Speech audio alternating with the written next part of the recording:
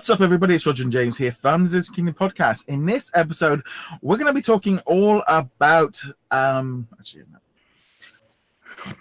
brand new Disney classic Steamboat Willie. Yeah, here we go.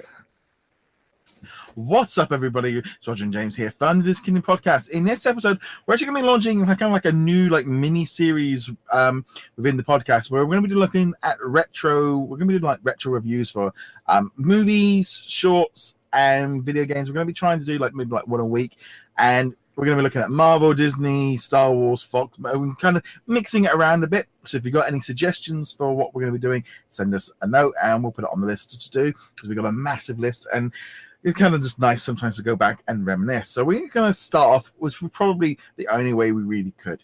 We went to watch Steamboat Willie. The original animated one, it's on YouTube. You can watch it for free. You don't need a Disney Life or anything like that. And I watched it and I went, I've never seen this. I don't know how, but I'd seen clips. I knew the music, but I didn't remember. I was like, I've never actually seen this from beginning to end.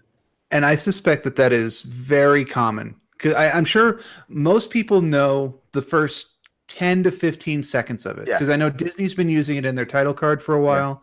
You know, you got Mickey. Even I used it as an intro for this for years, and everyone was like, this whistling. It's like, that Steamboat Mickey sort of music. That was just, you knew it. But I watched this short and I'm going, I don't think I've ever seen this all the way through. And this short, I saw it for the first time earlier this year, so this was the second time I watched it ever, and this year. And this it's so trippy. It is so trippy. But what's interesting about it is there are a lot more characters introduced in it than you think there are. You know, most people think it's just Mickey and just Pete, and that's it. But no, you've got the cow. What's her, Bessie? Is that her name? Even Minnie Mouse is in it. Minnie's in it, yeah. They rope her onto the boat with like a crane whatever. Donald's not in it yet, obviously. But he's not part of it. But there are a lot of characters in here who kind of disappeared out of the mythos, the Disney mythos, but have come back in recent years. We've seen the cow show up again. Pete, of course, is that kind of on again, off again villain figure.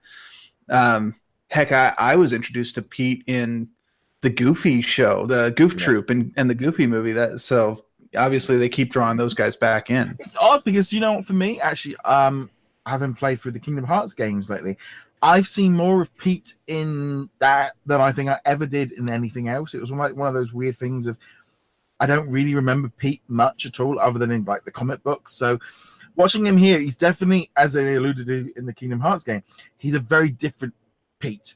He's not really a villain. He's just like a bad boss. He's just an angry boss, and that's all he is. Yeah, and that kind of fits with this very early interpretation of the character. He doesn't really have a motive. He's just a jerk. I mean, but obviously you're very limited by what you can tell in a 7-minute, 42-second runtime. So, they had to kind of make it simple, use broad stereotypes, things you could identify pretty much immediately. And it worked for them. Obviously, we're talking about this movie 90 years later. Its 90th anniversary is on November 18th. Yeah. So, 90 years later. You can see I was watching it on my big, 50-inch screen and go, oh, it looks a bit rough. And again, they go, yes, it's 90 years old. And yes, you can see it's jumping around a little bit and it's not smooth. And you go, but this is 90 years old. And you're watching it now on YouTube on this massive screen. If you said to Walt back then, oh, by the way, you're gonna have people sitting down and watching this, doing that, and what they're gonna be doing the same in another 100 years. It's just this thing of, it is a classic. It's the fact that you can go and watch it on YouTube for free. And Walt Disney have put it out there as just being something that people can, these classics are there to go and watch. And I'd recommend go and do it. If you don't think you've ever seen it, go and watch it, because it's classic. And there are some really weird bits in it. Mickey does come off as a bit of a slacker because he's there messing about when he should be doing a job. But the scenes with him playing the animals as instruments. I mean, I remember when I was watching them, message you going, "This is just pure animal cruelty." Yeah, yeah. There's a lot of humor in it that really wouldn't fly today. But that's true of so many cartoons of the past. For people who haven't watched the old shorts, whether the Disney ones or the Bugs Bunny, whatever, they might think that the game Cuphead, which came out last year, was kind of exaggerating things or anything. And if anything, that game underplayed some of the absolute crazy stuff that happens in these old cartoons. So yeah, it was it's definitely a really interesting way of like looking back now on how Mickey started, but also kind of, they took that and kind of just kept growing with it. And like you say, there's parts of it that are iconic, like him on the boat and he's whistling away, but there are some parts of it that are just crazy weird. And it's like that weird thing of like he's playing these animals and feeding, like, oh, can't get the belt around the cow, so just fill it up with food and that'll work. But it's that weird thing is when I go, well, why does the goat not talk but the mouse does? It just like it makes no sense. There's so much about this that doesn't make any sort of sense, but that's okay. That's actually part of the appeal of it. It's the kind of random, wacky, crazy stuff you just couldn't get away with anymore. And yeah, it defined how cartoon humor would be for the next 20, 30 years, basically up until Snow White. And even then, the shorts tended to be pretty crazy as well.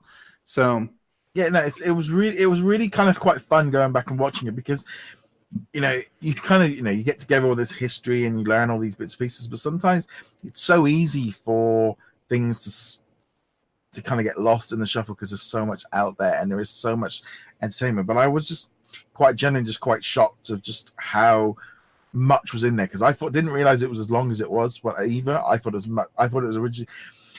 I don't know whether I'd seen bits of it on like Have a Laugh, where when we were sat in the hotels at the parks where we're constantly running Disney cartoons, you only see like the small clips and stuff as well, and in like highlight reels at the parks and things like that. And to actually sit down there and watch the whole thing, and watched it through twice, it just was it was a fun little video to watch, and definitely go watch it. And you think that people, when this came out, people would have had to have gone to the cinema to have watched it because you didn't have televisions at home, and that was the only, and how amazing that would have been when people would have watched that on the screen.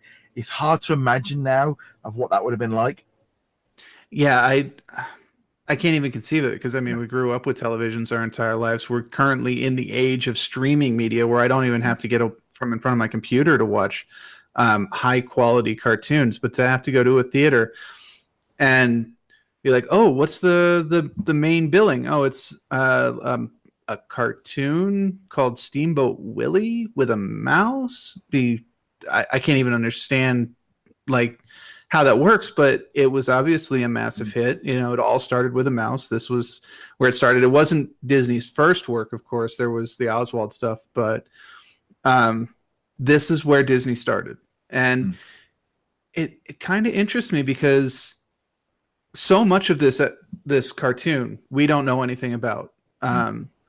And I don't even think they show this at the parks. You go down Main Street in Disney World and Disneyland, and one of the first things you can do is you can go into the arcade, which is showing 5 or 6 shorts. And I know one of them's Plain Crazy, and then a couple they got, I think the Dancing Trees, the first color one. I don't think they're showing that there because I think Disney is very carefully trying to curate what people quote unquote remember about it. Because when you get to like the 5-minute mark, it's just out there. Yeah. It's completely out there. And it's kind of the strange thing is like there's so much merchandise out there based on this anime. You can go and, the 90th anniversary, they're releasing tons of merchandise. A lot of it's got Steamboat Willie on it. They've got the other ones like Brave Little Tailor and Plain Crazy and stuff. But Steamboat Willie, you can buy stuff in the parks and in Disney Store and online of this today. This is not just something of an old animated TV short from 90 years ago. They're still marketing it and still merchandising it now. But I'm wondering, is that kind of thing, like you say, like we've got this nostalgic view of Steamboat Willie as the classic, and the black and white version is Steamboat Willie. But then how many of us are like us, where we maybe hadn't actually seen it, or I've seen it maybe once and forgotten it, but we associate that with classic Disney. And it's so weird because how many things do we follow, not just in Disney, but just all around, that we consider nostalgic, that we have a nostalgic attachment to, that we haven't actually seen? And it's not that many. This is one of the only ones I can think of.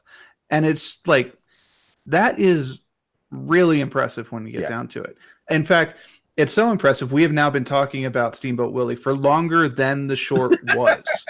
So, 19 years later. It's just, it, like I said, it was a really enjoyable sort of one. And kind of like when we thought about like starting this series off, we're going to do some regular, big movies, but we're also going to try and see some stuff that we haven't seen. We're going to be probably trying to, do that a little bit, and ones that maybe we've only seen once, or something that we could, as well as doing the big heavy hitters and stuff as well, because that's the fun part of it as well. But just feel like sometimes going off and doing some of these shorts and stuff, and especially with Mickey's 90th anniversary, I definitely feel like it'd be nice to go and hit some of the big hitters like these over the years in the sort of celebration stuff. But I loved it. I really liked how it was completely bonkers. It was old. It looked a bit ropey, but that's all part of the charm. Now you're looking at it and looking at it in such a different light than you would have been years ago.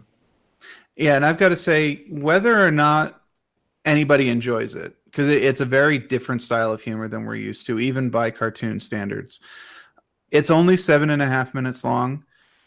Go and watch it. Just see where the history of this medium comes from. This isn't like sitting down for an 1.5 hour movie. This is literally pop open a YouTube, while you're taking a snack break at work, or when you're taking a mental break from your kids, anything like that, and just see where it all started. Because like both of us, and we are on a Disney website, a Disney podcast. We had not seen this, so I'm betting that the vast majority of people who are listening to this also haven't seen it. Yeah, because it's just that weird thing. I mean, personally, I would probably say it might be better watching it on your phone or on a smaller screen, because I think it will work better. I know when I watched it on my big widescreen TV, I really noticed how jarring it was. When I watched it again on my mobile, it felt a lot smoother. It just was, as much as they did it they did put it on a massive screen when it came out originally. Shrinking it down, you lose that a little bit. It's a little bit more crisper and cleaner. The bigger it is, it's not so forgiving in a 4K telly.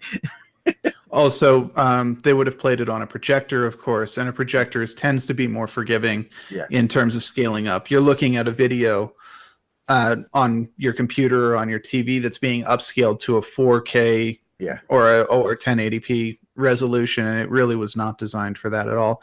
Now, it wouldn't surprise me if either around November this year, or maybe in 10 years, 2028, Disney didn't go back and cleaned it up, kind of upscaled it, left it authentic, but maybe kind of remastered it so that it would fit on maybe in 2028, a 16K holographic. We're doing it in VR. But anyway, guys, we'd love to know what you guys think of Steamboat Willie. If you haven't seen it, go watch it. Then let us know what you think. Or get in touch with us through all the different social medias. You can go find us over at DisKingdom.com. Like, follow, and subscribe. And if you have got any suggestions for movies you maybe want us to do a review for, let us know in the comments below. James, where can they find you? You can find me heroiclegacy.com. And on that note, guys, thank you very much for joining us. We'll be back soon. Later.